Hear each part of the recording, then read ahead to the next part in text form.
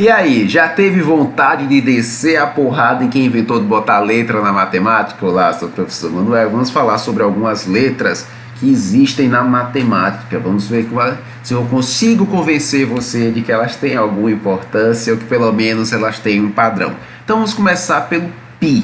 Professor, eu nunca entendi que raios significa esse bendito π. Coloca assim, o π é uma relação entre o perímetro do círculo e o seu diâmetro. O que eu quero dizer? Vou pegar aqui esse fone de ouvido, olha só. Círculo, não é isso? Isso aqui tem uma forma circular, beleza? Tem um círculo. Se eu pegasse essa linha que forma o círculo e transformasse ela numa reta, ela teria um certo valor. Eu poderia medir ela ali numa régua, já que eu transformei ela numa reta, e esse é o perímetro do círculo. Então, se eu pego um círculo, quebro ele e transformo uma linha reta, chego com a régua lá e ele dá 12, isso quer dizer que se eu considerar π igual a 3, não façam isso, tá certo? Se eu considerar π igual a 3, então o diâmetro, o que eu quero dizer com diâmetro? Professor, olha só, o diâmetro vai de um ponto a outro do círculo, ou seja, aqui o meu dedo está praticamente sendo o diâmetro desse círculo que é representado pelo fone de ouvido. Então, veja só isso aí. Perímetro, eu quebrei o círculo, transformei numa linha, cheguei com a régua a medir, deu 12. Qual é o diâmetro provável? O diâmetro provável aproximado disso, se eu considerar π igual a 3, seria 12 dividido por 3, 4 centímetros. Então, 4 centímetros seria o diâmetro desse círculo. Então, o π é a relação entre o perímetro, essa quebra que eu faço do círculo, transformo ele numa reta, eu vou lá e vou medir, com um ponto a outro por dentro do círculo, tá certo? Um ponto a outro por dentro do círculo, que é o diâmetro. Então, essa relação eu coloco como símbolo uma letra grega, que é o bendito π. Então, π significa isso. Professor, eu já vi mais na frente, em livros para frente, ou então estou vendo agora, log. Caramba, cara, logaritmo. Beleza. Logaritmo. Se lembra o que eu falo sobre a multiplicação? A multiplicação é quando é a representação de várias somas do mesmo número. Então, se eu vendo um ingresso por R$20 e eu vendi 10 ingressos, 10 vezes 20, que é o preço do ingresso, R$200. Então, essa multiplicação representa a mesma coisa de eu somar 20 mais 20 mais 20 mais 20 mais 20 mais 20 mais 20 mais 20 mais 20 mais 20. Será que é? 20 com 20, 40, 60, 80, 100, 120, 140, 160, 180, 200. Então, eu vendi 10 ingressos, os ingressos eram R$20, 10 vezes 20, 200. É exatamente isso que representa a multiplicação.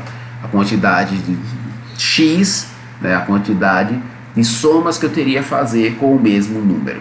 O logaritmo, ele simplesmente se relaciona com potenciação, aquela ideia do exponencial.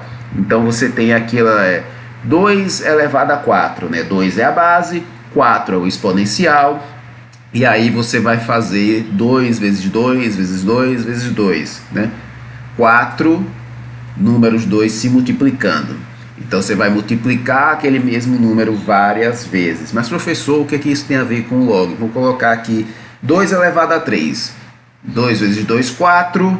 4 vezes 2 vai dar 8. Então, 2 elevado a 3 é 8. Beleza? 2 elevado a 3, 8. O que é que o logaritmo vai fazer com isso? Ele vai fazer o seguinte, ele vai pegar a base, então vai ser a base do logaritmo também, então vai ser log, e o 2zinho ali embaixo, né, do G ali, e lá em cima, professor, o que vai ser? Vai ser o resultado da potenciação, então vai ser 8. 8 na base 2, ou seja, que número eu colocaria acima do 2 ou como exponencial do 2 para que ele desse 8. Então, para resolver o logaritmo, muitas vezes eu faço uma fatoração daquele número que está acima, tá certo? Então, eu pego a base, isso, e aí eu vou descobrir qual número eu preciso colocar no exponencial para que essa base que está representada no logaritmo dê aquele número que está em cima do logaritmo. Ah, professor, caramba, que coisa! Exatamente. Já o bendito x, muito fácil, só quer dizer que é um número desconhecido.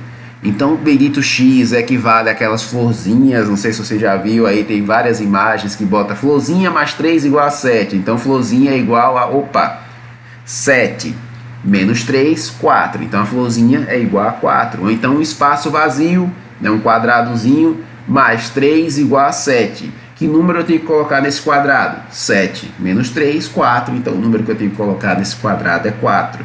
É a mesma coisa, só estou substituindo a florzinha ou esse quadrado vazio por um x. X mais 3 igual a 7. X vai ser igual a 7 menos 3. X igual a 7 menos 3, 4.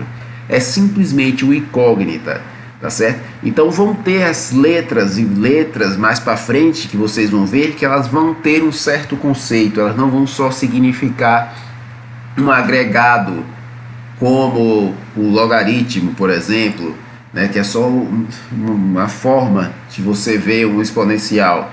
Elas vão ter algo a mais, elas vão ter um conceito como π, número de Euler, né? Tudo isso aí vem de um conceito que eu vou precisar entender esse conceito para conseguir usar essas benditas letras.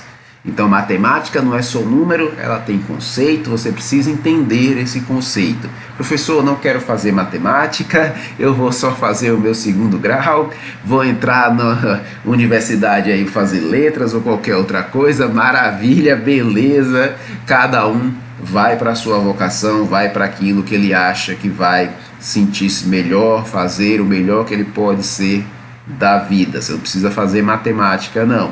Tá certo? Mas o que você precisa entender é que essas letras são importantes para a matemática.